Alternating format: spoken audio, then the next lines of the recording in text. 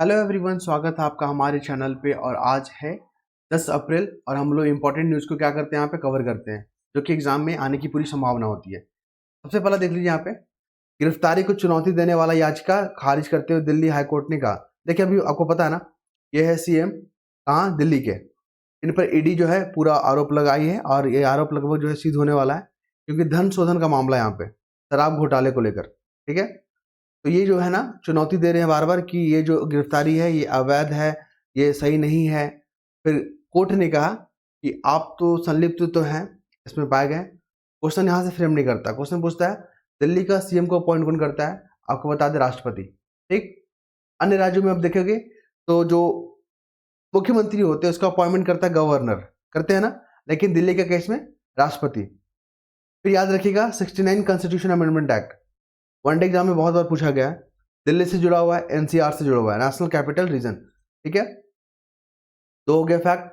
और एक यहाँ पर फैक्ट क्या देखना है, दिल्ली एनसीआर हो गया, राष्ट्रपति हो गया। और इसके बाद मुझे कुछ खास नजर नहीं आया इसमें बताने के लिए।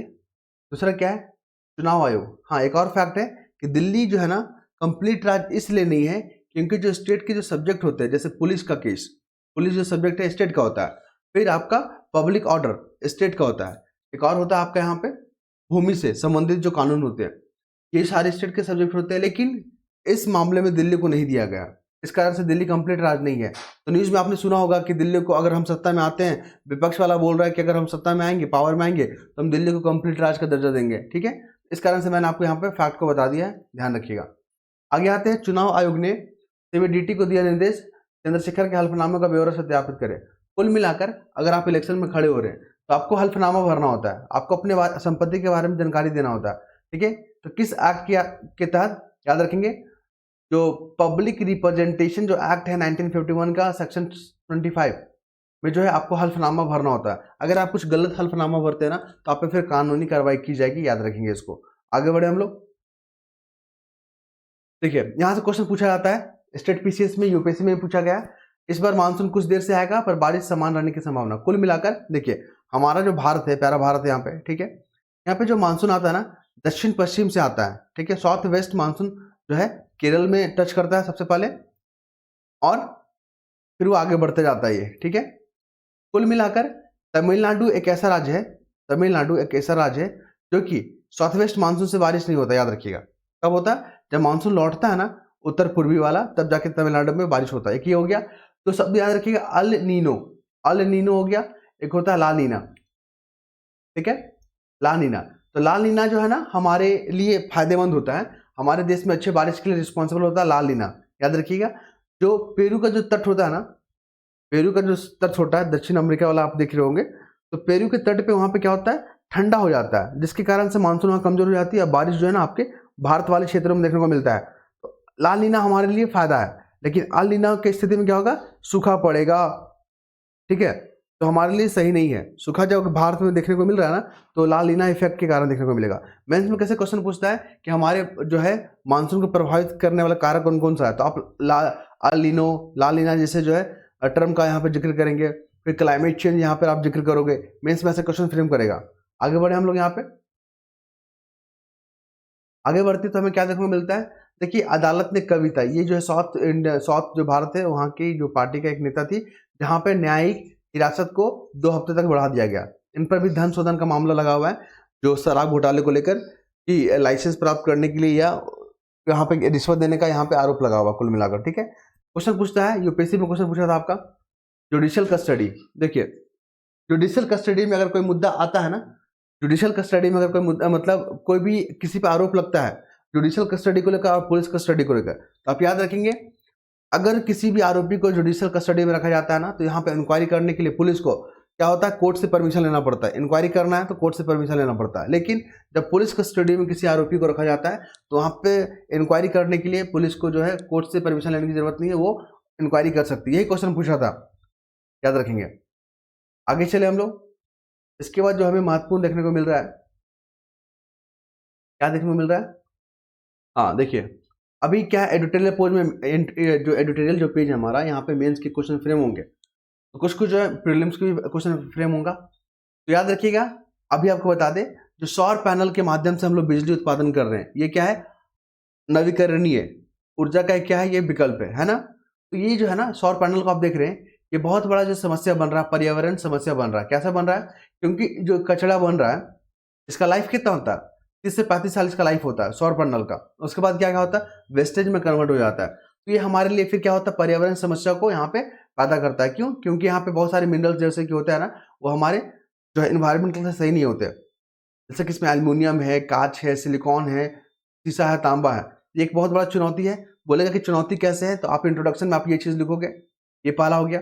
दूसरा क्या देखेंगे कि जो इसका वेस्टेज है सबसे ज़्यादा किस राज्य में देखने को मिलेगा, तो जहाँ पे बिजली उत्पादन को लेकर सौर पैनल अधिक लगा है वहाँ पर होगा। जैसे कि राजस्थान में वेस्टेज अधिक देखने को मिलेगा, गुजरात में फिर देखने को मिलेगा, आंध्र प्रदेश, कर्नाटक, क्योंकि यहाँ पर सौर पैनल लगे हुए हैं, तमिलनाडु लगे है ना। और ये सब जो है ना तटवर्ती वाला क्षेत्र है, आंध्र प्रदेश हो गया, कर्नाटका हो गया, गुजरात, राजस्थान और तमिलनाडु, ये हो गया। बोलेगा हाँ, आप एग्जाम्पल भी दीजिए कि किन राज्यों में जो कचरा ज़्यादा देखने को मिलेगा सौर पैनल वाला, तो ये हो गया इन तमाम राज्यों में। इसके बाद देखिए इसमें कौन कौन सा जो है ना क्या होते हैं, मिनरल्स होते हैं। जैसे कि सिलिकॉन होता है, कैडमियम होता है। सौर पैनल में जो बनाते हैं ना, उसमें चांदी होता है, टोरिलियम होता है। बोलेगा कि टोरिलियम, सिलिकॉन, कैडमियम, चांदी जो खबरों में रहा था, चर्चा में रहा था, किस चीज़ में यूज होता है, तो सौर पैनलों में यूज होता है, इलेक्ट्रॉनिक गैजेट में यूज होता है। आप इसको लिख सकते हैं। साथ ही ये बता दें कि अगर हम लोग रिसाइकल करेंगे ना, ये जो आप सोलर पैनल देख रहे हैं ना, सोलर पैनल को देख रहे हैं ना, इसको रिसाइकल करेंगे तो जो हमारा निर्भरता है दूसरे देशों पे मंगाने का, क्या मंगाने का, सौर पैनल को मंगाने का, तो उस पर हमारी निर्भरता कम होगा। साथ ही अगर हम इसको रिसाइकल करेंगे तो हमारा जो अर्थव्यवस्था है, रिसाइकलिंग जो अर्थव्यवस्था है, उससे क्या होगा, रोजगार जनरेट होगा। तो ये तमाम फैक्ट को आपको यहाँ पर देना होगा, मेंस में आपका काम आने वाला है। आपको ये बता दें कि देखिए जो सौर अपशिष्ट होता है ना, सोलर जो यहाँ पे वेस्टेज है, वो पर्यावरण प्रदूषण के बढ़ते प्रमुख कारणों में से एक है। ठीक है, अन्य देशों में देखेंगे ना तो वहां पर भी तो सौर पैनल लगे होते हैं ना, अन्य देशों में भी। तो वहां पर क्या होता है, सरकारी नीतियां होती है, इसके लिए जो है प्राइवेट प्लेयर यहाँ पे पार्टिसिपेट करते हैं कि वेस्टेज को कैसे हम लोग यहाँ पे डंप करें, कैसे इसको रिसाइकल करें। तो भारत को भी इस तरह की नीतियों को पालन करने के लिए या अपने यहाँ लागू करने के लिए यहाँ पे विचार करने की जरूरत है। आगे चले हम लोग, ठीक है, आगे चलते तो हमें क्या देखने को मिलता है। देखिए अभिव्यक्ति का पक्ष, अभिव्यक्ति की आजादी, आर्टिकल 19, ये हमारा फंडामेंटल राइट है ना। और फंडामेंटल राइट और कॉन्स्टिट्यूशनल राइट में क्या फर्क होता है, फंडामेंटल राइट का हमारा वायलेशन होगा तो हम डायरेक्ट सुप्रीम कोर्ट का दरवाजा खटखटाएंगे। ये मैंने कई बार बता चुका आपको, याद रखिएगा। देखिए जब इमरजेंसी लगता है ना, तो दो जो फंडामेंटल राइट है, आर्टिकल 20 और आर्टिकल 21, ये जो है ना सस्पेंड हो जाते हैं, लेकिन बाकी जो आर्टिकल जो है ना सस्पेंड नहीं होते। याद रखिएगा, कई बार एग्जाम में पूछा गया है कि आर्टिकल जो 20 है एंड 21 है, ये जो क्या होता है इमरजेंसी के दौर में, ठीक है, इमरजेंसी का जब पीरियड रहेगा ना, तो आर्टिकल 20, 21 जो है क्या हो जाता है, सस्पेंड हो जाता है, लेकिन आर्टिकल 19 जो सस्पेंड नहीं होता।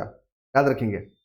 आगे बात करें हम लोग यहाँ पे क्या देखने को मिल रहा है, और कई बार यहाँ में क्वेश्चन पूछा गया था, मैंने इसलिए आपको जिक्र किया। फिर यहाँ पर देख लीजिए 2024 का मार्च जो है ना सबसे गर्म रहा, ठीक है, अच्छी बात है, अच्छी बात नहीं बुरी बात है, लेकिन क्वेश्चन फ्रेम कहाँ से करता है, ला लीना अल नीनो। आपको पता है ना, अगर भारत में अच्छी बारिश हो रही है तो उसके लिए कौन जिम्मेदार है, ला लीना। लेकिन भारत में अगर सूखा देखने को मिल रहा है तो कौन सा है, अल नीनो। ये दोनों शब्द को ध्यान रखिएगा, क्वेश्चन पूछने वाला है इस बार। फिर देख लीजिए पेरिस समझौता कब हुआ था, पेरिस समझौता ये क्लाइमेट चेंज को लेकर है। यहाँ पे पेरिस समझौता 2015 का हुआ था ना। और आपको बता दें ये जो जलवायु परिवर्तन जो हो रहा है ना, उसके परिणाम क्या हो रहा है, जो जलवायु जो ये हमारा पृथ्वी जो गर्म हो रहा है ना, उससे क्या होगा, इसका प्रभाव ये होगा कि जो है यहाँ पे सूखे का जो दौर है ना वो बढ़ जाएगा, जंगल में आग लगने की समस्या बढ़ जाएगी, बाढ़ आने की संभावना बढ़ जाएगा, है ना, असमानता बढ़ जाएगा यहाँ पे। तो वैश्विक तापमान में जो वृद्धि हो रहा है ना, ग्लोबल चेंजेस, ग्लोबल वार्मिंग जो शब्द है आपने, मीथेन और कार्बन डाइऑक्साइड गैस के तेजी से बढ़ती सांद्रता के कारण हो रहा है। ये फैक्ट याद रखिएगा। आगे चले हम लोग, समय कितना हो गया, 9 मिनट हो गया। देखिए ये हैं कांग्रेस के अध्यक्ष, ये इन्होंने कहा कि अर्थव्यवस्था को अनर्थ व्यवस्था बना दिया है। ठीक है, तो इसमें जो इंपॉर्टेंट क्या है जो एग्जाम में पूछे जा सकते हैं, याद रखिएगा 1962 में जो है ना चीन और भारत के बीच में युद्ध हुआ था 1962 में, ये क्वेश्चन पूछा गया है। ये भी बता दें आपको, एक रिपोर्ट के हवाले देते हुए यहाँ बताया गया है कि जो घरेलू जो ऋण है ना, जो अपने देश में जो ऋण लिए हैं हम लोग, वो जीडीपी का है 40% है। ये आंकड़े आप याद रखिएगा, मेंस आंसर राइटिंग में लिखने का काम आ सकता है। आगे बढ़े हम लोग, तो ईवीएम और वीवीपैट के सत्यापन के मामले में 16 को सुनवाई। क्वेश्चन पूछता है ईवीएम और वीवीपैट को फुल फॉर्म याद रखिएगा, इलेक्ट्रॉनिक वोटिंग मशीन, और वीपैट का भी याद रखिएगा, वेरिएबल जो है ना ऑडिट करके इसका नाम होता है यहाँ पे। कुल मिलाकर जो ईवीएम कौन बनाता है? Bharat electronic limited. Bharat electronic limited ये कंपनी बनाती है, ये नवरत्न कंपनी है, याद रखिएगा, ये क्वेश्चन पूछा गया है। कौन सा कंपनी है? नवरत्न कंपनी है। किसी भी कंपनी को नवरत्न कंपनी या महारत्न कंपनी देने का मतलब क्या होता है? मैंने कई बार बताया है कि किसी को भी नवरत्न या महारत्न का दर्जा मिलता है ना, उसको फाइनेंशियली ऑटोनॉमी मिलता है। सपोज कीजिए कि महारत्न जो कंपनी होता है, अभी कितने हैं? 13 महारत्न कंपनी है ना, ये भी आंकड़ा याद रखिएगा। जो भी महारत्न कंपनी उसको 5,000 करोड़ का इन्वेस्टमेंट करना है ना, तो सरकार से परमिशन नहीं लेगी, वो खुद से जो यहाँ पे डिसीजन लेने के लिए स्वतंत्र होगी। दूसरा फैक्ट याद रखिए, नवरत्न के मामले क्या होता है? 1,000 करोड़, कितना? 1,000 करोड़ का इन्वेस्टमेंट करने के लिए सरकार से परमिशन नहीं लेगी। समझ पा रहे हैं? यहाँ पे आगे बढ़े हम लोग यहाँ पे, तो हमें क्या देखने को मिल रहा है? देखिए, बंगाल में तैनात की जाएंगे बलों की 100 से ज्यादा कंपनियां। ठीक है, आपको बता दें पश्चिम बंगाल में कितना लोकसभा सीट है? 42 है। बिहार में कितना है? 40 है। झारखंड में कितना है? तो झारखंड में हो जाएगा आपका जितना भी आप देखो न्यूज में रह रहे हैं ना, 42 हो गया आपका यूपी में, माफ कीजिएगा। वेस्ट बंगाल में कितना है? 40। और बिहार में कितना है? पश्चिम बंगाल जो है ना, यहाँ पे वेस्ट बंगाल में 42 है और अपना बिहार में है 40। ये डेटा याद रखिएगा, लोकसभा सीट इतना है यहाँ पे। क्यों इतना इंपॉर्टेंट है? क्योंकि मैचिंग का फॉर्म में पूछ सकता है। फिर आगे बढ़े हम लोग, और सबसे ज्यादा कौन सा राज्य में है आपका लोकसभा सीट? तो यूपी में, उत्तर प्रदेश। और सबसे ज्यादा पॉपुलेशन में कहाँ है? उत्तर प्रदेश में। आगे बढ़े हम लोग, तो यहाँ पर देखने को मिल रहा है सूचकांक को लेकर, इंडेक्स को लेकर 75,000 पर पार मामूली गिरावट के साथ बंद हुआ। ठीक है, बढ़िया है। क्वेश्चन कहाँ से पूछता है? देखिए, कौन कौन देश में कौन कौन सा सूचकांक है? जैसे कि भारत में अपना बीएसई, बॉम्बे स्टॉक एक्सचेंज और नेशनल स्टॉक एक्सचेंज चलता है। उसी प्रकार जापान में निक्की, मैचिंग के फॉर्म में देगा। जापान में कौन सा इंडेक्स चलता है? निक्की। चीन में संघाई कॉम्पोजिट और हांगकांग में हैंगसेंग। ठीक है, दक्षिण कोरिया में कॉप्सी और अमेरिका में वॉल स्ट्रीट। ये नाम याद रखिएगा, एग्जाम में पूछे जाएंगे। वॉल स्ट्रीट हो गया, बोलेगा वॉल स्ट्रीट हो गया, फिर निक्की हो गया, खबरों में रहा ये क्या है? तो इंडेक्सेस हैं अन्य देशों में। ठीक है, फिर यहाँ पर देखिए वनडे एग्जाम के लिए पूछ सकता है कि अभी हाल ही में किस कंपनी के जो सीईओ ने इस्तीफा दे दिया? तो पेटीएम। ठीक है, पेटीएम पेमेंट्स बैंक, आपने देखा होगा ना। फिर आगे हम लोग बात करें तो यहाँ पे भारतीय रिजर्व बैंक ने विनिर्माण कंपनियों का सर्वेक्षण शुरू किया। कुल मिलाकर आरबीआई जो है ना, इन्फ्लेशन को महंगाई को कंट्रोल करने के लिए मॉनेटरी पॉलिसी क्या करती है? जारी करती है। और सरकार अगर इन्फ्लेशन को कंट्रोल करेगी तो फिजिकल पॉलिसी को लागू करती है, याद रखिएगा। फिजिकल पॉलिसी में क्या करती है? टैक्स वगैरह बढ़ाती है, घटाती है। और आरबीआई के बारे में अगर हम लोग बात करें तो यहाँ पे महत्वपूर्ण फैक्ट क्या देखने को मिलेगा? इन्फ्लेशन को कंट्रोल कौन करता है? Monetary policy. ठीक है, और यहाँ पे आगे फिर मूव करेंगे पे द केरल स्टोरी के बारे में बात करें। देखिए सर, यहाँ पे केरल स्टोरी के बारे में मुझे कुछ खास नजर नहीं आ रहा है। यहाँ पर देखिए, सरकार ने मनोज पांडा को 16वें वित्त आयोग का अध्यक्ष जो है, माफ कीजिएगा, सदस्य नियुक्त किया गया वनडे एग्जाम के लिए, और स्टेट पिछल के बहुत महत्वपूर्ण है। अभी 16 फाइनेंस कमीशन जो अपॉइंट हो चुके हैं, इसमें अरविंद पनगड़िया जो है अध्यक्ष है। कौन कौन सा मेंबर इसमें देख लीजिए। मनोज पांडा जो है अध्यक्ष मतलब सदस्य हो गए, अजय नारायण हो गए दूसरा, तीसरा में कहोगे सौम्या कृति, एक और है। ठीक है, चारों का नाम याद रखिएगा, मैचिंग के फॉर्म में पूछता है। और आपको पता है ना, कोर जो सेक्टर है हमारा 8 जो कोर सेक्टर, उसमें से सीमेंट और इस्पात भी आता है, ये भी न्यूज में याद रखिएगा। और कोर सेक्टर का मतलब क्या हो गया? यहाँ पे 42% जो है ना विनिर्माण के क्षेत्र में उसी का योगदान है। फिर आइए जलवायु परिवर्तन को लेकर दुष्प्रभाव पर गौर करें। आपको बता दें यूरोपियन यूनियन में कितना कंट्री है? 27। इसमें स्विट्जरलैंड नहीं है। यही क्वेश्चन बार बार पूछ रहा है, यूरोपीय संघ में स्विट्जरलैंड नहीं है, क्योंकि ये मामला आ गया है जलवायु परिवर्तन को लेकर। ठीक है, पहला फैक्ट याद रखिएगा। 2 बार स्विट्जरलैंड न्यूज में आया था। एक तो आ गया था कि भारत ने जो फ्री ट्रेड एग्रीमेंट किया है ना, यूरोपीय जो कंट्री वाले, यूरोपीय कंट्री में जो 4 जो थे, आइसलैंड, स्विट्जरलैंड, 2 और थे, मुझे याद नहीं आ रहा है। तो स्विट्जरलैंड जो यूरोपीय यूनियन का पार्ट नहीं है, पहला फैक्ट हो गया। सोफिया ओल्विला का नाम याद रखिए, खबरों में क्यों रहा है? तो ये क्या है? इन्वायरमेंटलिस्ट है। ठीक है, साथ ही आपको बता दें पेरिस जलवायु समझौता 2015 को हुआ था ना, और इसमें जो है जलवायु जो टेम्परेचर बढ़ रहा है, जो ग्लोबल वार्मिंग कम हो रहा है, उसको क्या करना है? कम करना है कि या लिमिटेड स्तर पर रखना है। आपको बता दें ग्रीन हाउस गैस उत्सर्जन क्या होता है?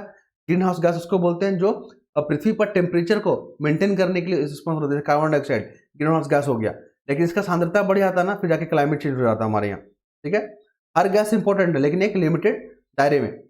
आगे बढ़े हम लोग, भोजशाला को लेकर आपको पता है मध्य प्रदेश में ये जगह है, और यहाँ पर मंदिर हुआ करता था, ठीक है। वहाँ पे वाग देवी की जो माँ सरस्वती का मंदिर हुआ करता था, लेकिन अभी वहाँ पे सर्वे चल रहा है कि वहाँ पर मंदिर था या नहीं था, उसी पे बातचीत चल रहा है। तो आपको बता दें आर्कियोलॉजिकल सर्वे ऑफ इंडिया यहाँ पे क्या कर रही है, सर्वेक्षण कर रही है, और ये संस्कृति मंत्रालय के तहत आता है। कई दफा एग्जाम में पूछा गया है।